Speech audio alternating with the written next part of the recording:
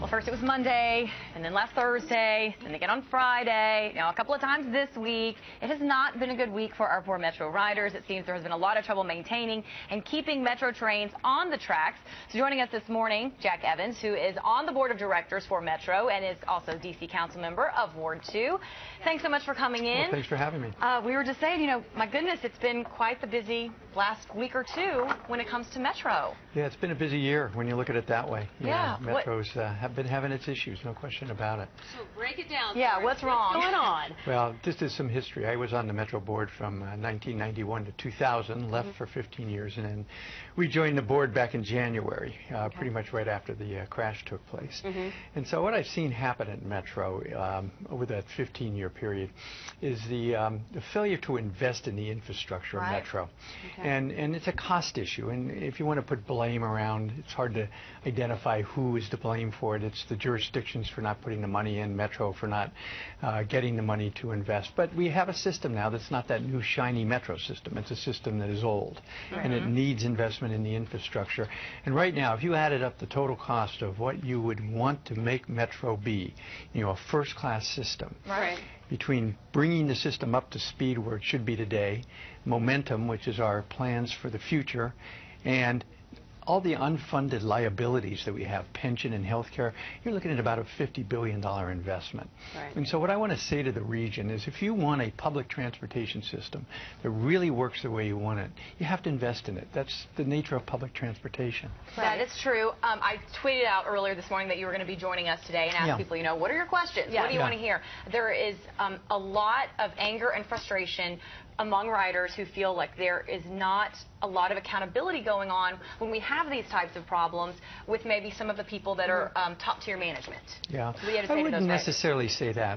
Again, I think we have a system, I keep reiterating this, that is breaking down because of it's an older system. And Metro's management can take the responsibility that maybe they need to be more proactive and go try and find out where these issues are that are breaking down. But take today, for example, all 4 lines are running late or not working. Last week or earlier this week when the train jumped the tracks, things of that nature, it's hard to be proactive on that. So particularly when we have a whole focus on safety at Metro, because what we're worried about is having the incidents where people get injured or killed.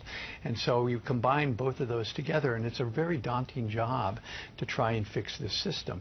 So what we have done on the board, and we have a number of new members as well as people who've been there for a while, is really try and focus on getting capital dollars to really repair the system and bring it up to speed. And I sympathize with the riders. I mean, people are getting very frustrated. They're late for work. They're late for what they're trying to get to. And what I'm hearing more than anything is people are just frustrated because they can't rely on Metro anymore. If I get on that train, what are the chances are that I'm going to get to work on time? And they're diminishing. And that's a real problem that we have. But Jack, let me ask you this, because, okay, understanding that it's an older infrastructure that needs some repairs, we get that. Yep. What is the initiative? What's the motivation to get a plan B quickly?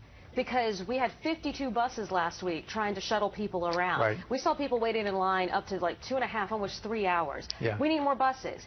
I mean, we understand, okay, this is likely to go down. It's an older structure. But what's the next step? If this goes down, then what? Because 52 buses just obviously is not enough. And I mean, and then and again, not to celebrate the problem any more than we already are. When you pull the buses off to assist the rail, then the buses aren't on the street to take people, you know, to where they're going. And keep in mind, in our system, we're seeing a rise in bus riders, not in rail riders, but in bus riders. More and more people in the city, particularly, and in the region are using the bus. And so it's hard to take the buses out of service to assist the rail when the rail is not working. And so, again, it goes back to resources. Do we have to buy more buses? The train cars that are breaking down are the older cars. You have these, without getting into too much detail, you have the 1000 series, which was there when the system opened, and now we're buying the 7000 series cars, which are very good cars. But we have just put in our money to do that, and they're starting to come online. But it's going to take probably 2-3 years to get all these 7,000 cars and replace the 1,000 series. All of this is interesting, but for our rider who is stuck on the platform right now, who can't get to work, this is of no moment. So I just want to assure the public, though, it's not something that we're unaware of. And I know the staff is working very diligently to try and make sure that the trains work every day. Any chance you guys could partner up with Uber or cabs or something when that happens? It's a great suggestion, yeah. And maybe we should start looking into that. Yes, something? Exactly, you know, because Uber, as you know, is working terrifically, and much to the chagrin of the taxi cab drivers and others. But that's a whole other fight. Yes, you don't have to be a part of it. But it is a way of getting people from where they are to where they're trying to go. The new bus, you know, I can't even remember what it's called. I just did a piece on it, though, where you can pay in a bus.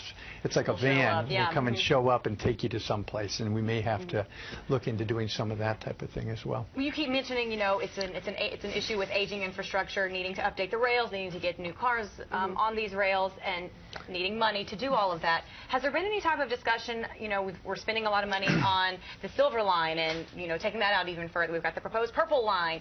Why not fix what we got? Halt those construction projects and fix what we've got. You know, I know we need to pick up people that are further out, but fix what we've got, get everybody, you know, running on a transit system that they can rely on, and then focus on, you know, spreading out a little bit more. I think we can do both. And I'll tell you, again, I go back to the early 90s when I first came on the board. A guy named David Gunn was the general manager, and he had come in, and we were building the system at the time, and we were building one line at a time. I don't think we would have ever gotten done.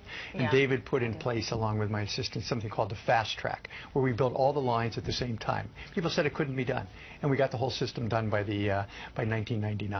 And I think we can still continue to build this system and at the same time backfill the maintenance that needs to be done. Public transportation works when two things work: when it's convenient and when it's cheap. And Metro right now, unfortunately, is neither. We're not convenient for most people. Where I live in Georgetown, it'd take me forever to get to work if I used Metro. And it's not cheap. And one of the things when I came on the board, I said, is I will not stay on this board if we raise fares or cut service. I'm just not going to do it. I'm not going to tell some poor person who's riding the bus and changing 3 times that we're going to increase that person's fare and make it harder for that person to get where they're going to get. So in Metro, when we start doing our next budgetary plan, we are going to have to do it with the understanding that we're not raising fares or cutting service. And it means going back to the jurisdictions, going back to Maryland and Virginia. I represent the district. We are all in. We will put our money in. And I challenged Maryland and Virginia, who have been pretty good so far, to do the same thing, that they're going to have to invest in this system to make it a great system. We're the second largest subway system in the country behind New York. Frankly, I will say one thing. We do a pretty good job most of the time. I was going to say, when it's on point, it's 100% better than New York. Right? And it's much better. And I don't want to sit here and say, yeah, we're a great system, because we have our problems. But when it works, for 90% of the time, we do a good job. But at that 10% that seems to be growing to 11 and 12% nowadays is very frustrating for people. And I'm committed to getting that fixed. Well, we appreciate that. One more last question for you. When you have days like this, or last week, you know, Thursday and Friday, which is really hectic with the lines, is it possible to get information out before 5 a.m.? Because a lot of our people, as you know, if they can't jump on the rails and they're coming, you know, from Stafford or whatever, trying to get up to a train, you know, parking lot to get on the train, they need to know before you open at 5. Because they need to be on the road before then so they can make other arrangements. Is it possible to start getting information out, at least to us? Lack of communication was also something that a lot of people complained about. And we had this discussion at the board meeting last Thursday. Exactly this discussion. Members saying we have to get this information out by whatever means possible. Because we're only here at 4:30. And so that you can tell your viewers the system's not working and they can make alternative plans. And so it's simple things like, as I said to our general manager, we need to send people out into our system on a daily basis to find out what the problems are instead of reacting to things. I always tell the story of some mayor, and I think it was Daley in Chicago, came into work one day and said, on the way in I saw a broken down car, and I'm not going to tell you where it is. At the end of the day, the city had pulled in 80 broken down abandoned cars. Brilliant. Right? I mean, so that's what I want us to do. I want us to be proactive, get out into the system. Doesn't it drive you crazy when you're on a train and why is that still happening? that the trains are garbled. Yeah. That can't be still happening. Right. And it happened when I was there 15 years ago. And I want these things fixed. I want us to really make sure that the public knows that we're committed. And and it's the whole thing of communication, because I saw a lot of tweets coming into me saying they're not telling me what to do. Yeah. If I can't get on the yellow line, what do I need to do? Do I need to jump on the red? Do I need to transfer here? Yeah. Like, those are the communication things that if we would know in advance, hey, Friday morning when we started back up, it was still, shut down, service suspended. Yeah. Had we known at 4:30, boom, we're on the air going, you'll need to do this. You'll need to drive. You'll need to do that, whatever. Yeah. But when you guys don't open till 5 and we don't get the information till 5, and people are already kind of stuck in limbo. Yeah. And so I'm glad you brought it up. I'll take that back. I'm sure people are watching, and as I said, we've already. Right into your board meeting. Yes, they would be great. And one other thing that I'm doing too, as a new board member, is I am going to have a meeting. This is more for the district in every ward in the city. All 8 wards. I just talked with Brianne Nadeau yesterday, starting in Ward 1. Have a town meeting on Metro in every ward where people can come in and tell me what it is that you're having problems with, the bus, the rail, Metro access, and how we can do better at it. And so I think that's very important, is to engage the public, bring them in. They use it every day. That's going to be great, And I think we can really make a difference here. It's a great system. It'll be tough to hear at first, but it'll be good information. Absolutely. Well, thank you for doing this segment. This is very important. Well, thank you for coming on. A lot of people had a lot of questions that they wanted answered, so hopefully we've done just that. So we really appreciate it, because we know that you have certainly had your work cut out for you this week. Yeah, no, thank you. I appreciate it. Thank you.